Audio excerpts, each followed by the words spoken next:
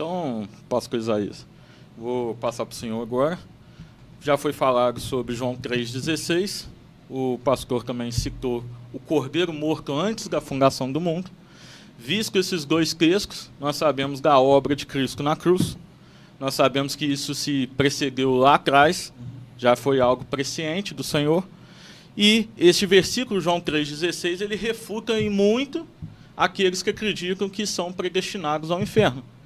Como que o senhor explica isso? Para o ouvinte entender bem. É porque tá aqui, eu até escrevi aqui, em Mateus 25:41. Estou nele. Deus criou o inferno para o diabo e seus anjos.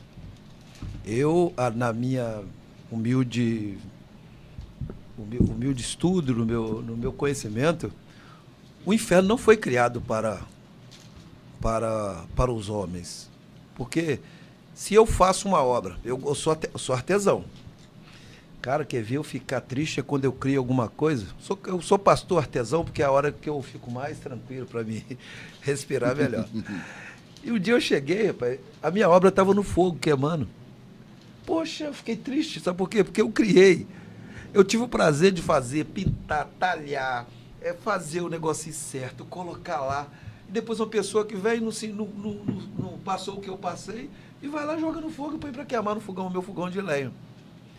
Então, Deus não criou o homem, a sua feitura, o poema. A Bíblia fala que Deus fez o homem como se fez um poema. E nesse poema ele fez e falou assim, quando ele fez o homem, ele falou assim, poxa, foi muito bom o que eu fiz. Muito bom. E a Bíblia fala que Deus não quer que nenhum homem se perca, mas sim que chegue ao arrependimento. Né? Não é vontade de Deus que o homem vá para o inferno. O inferno não foi, na minha concepção, não foi criado para o homem, mas foi criado para o diabo e os seus anjos. Então o pastor está dizendo que então o pastor descreveu o plano de salvação. Plano de salvação. O plano de salvação, ele envolve todos estão envolvidos. Claro. Como que o pastor Pedro entende esse todos envolvidos no plano de salvação? Porque o pastor deixou claro a definição de que, no princípio, né, antes mesmo do plano da criação, já havia um decreto. Uhum. E agora o pastor Isaías diz que há, dentro do plano da salvação, todos, também decreto, que é 3,16, João 3,16, e a gente também tem esses reparos aqui, o amparo em Mateus 25. Como eu falei, às vezes a gente precisa se render um pouco mais às escrituras sagradas, né? O texto que o pastor Isaías ele trouxe aqui diz de fato que o inferno foi preparado para Satanás e seus anjos, mas isso não significa que é somente para eles. Sim.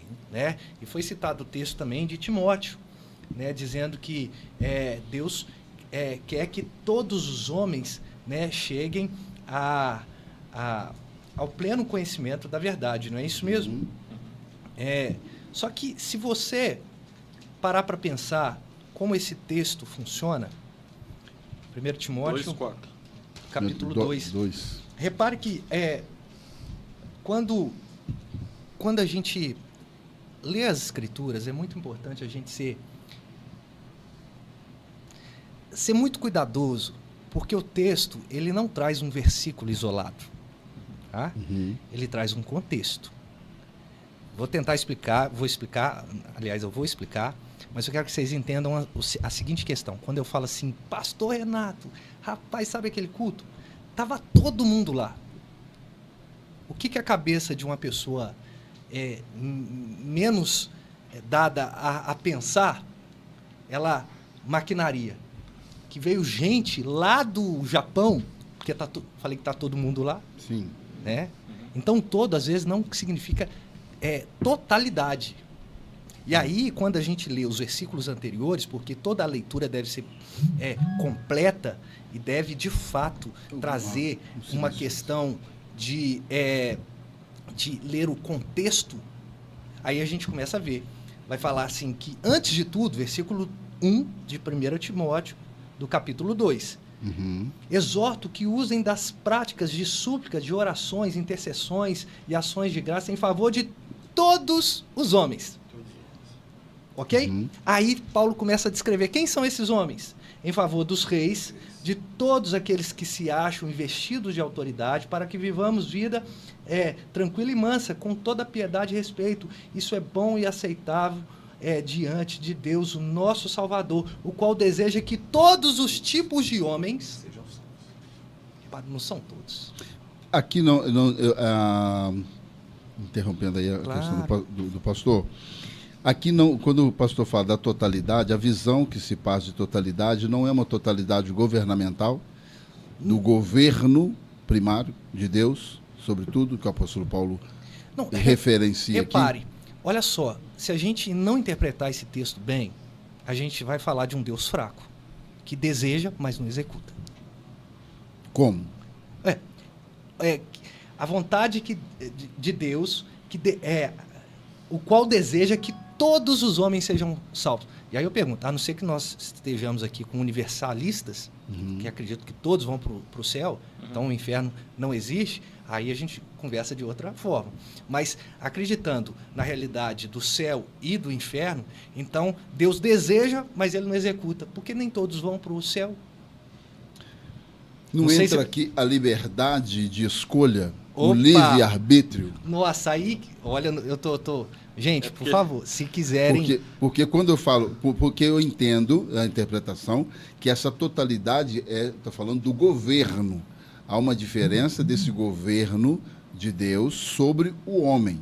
Então, não só, vamos falar assim, em localidades, como o pastor colocou, no Japão, na Espanha, Estados Unidos, não. Fala uma totalidade de governo de Deus sobre todo o homem. Sim. Primeira coisa, quando a gente fala de governo, Deus governa de maneira, o que a gente chama de teologia dos dois reinos.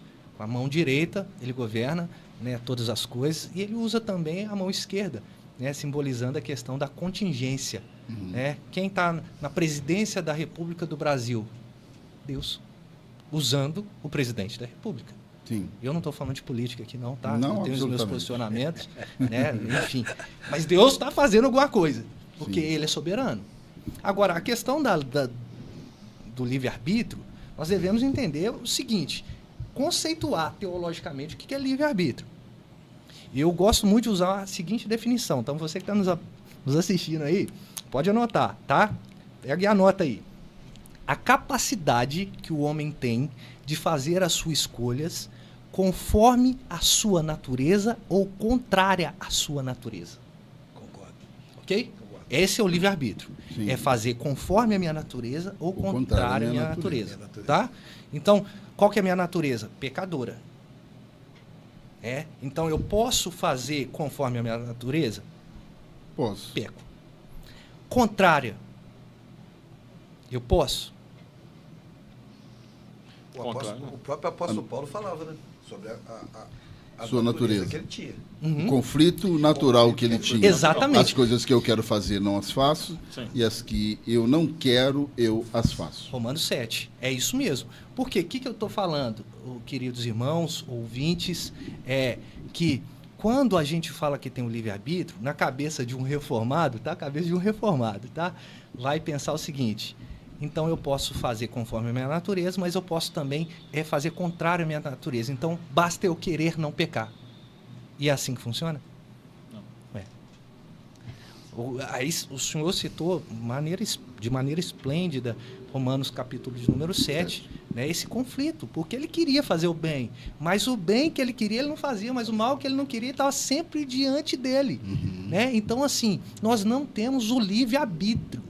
Nós temos, sim, escolhas, que aí as pessoas vão chamar de livre-arbítrio, mas segundo aquilo que eu entendo, a gente não tem o livre-arbítrio. A gente consegue escolher a camisa, a gente consegue escolher o time de futebol.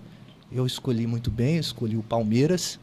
Tá? Então, você quiser me acompanhar aí nessa escolha. Tá?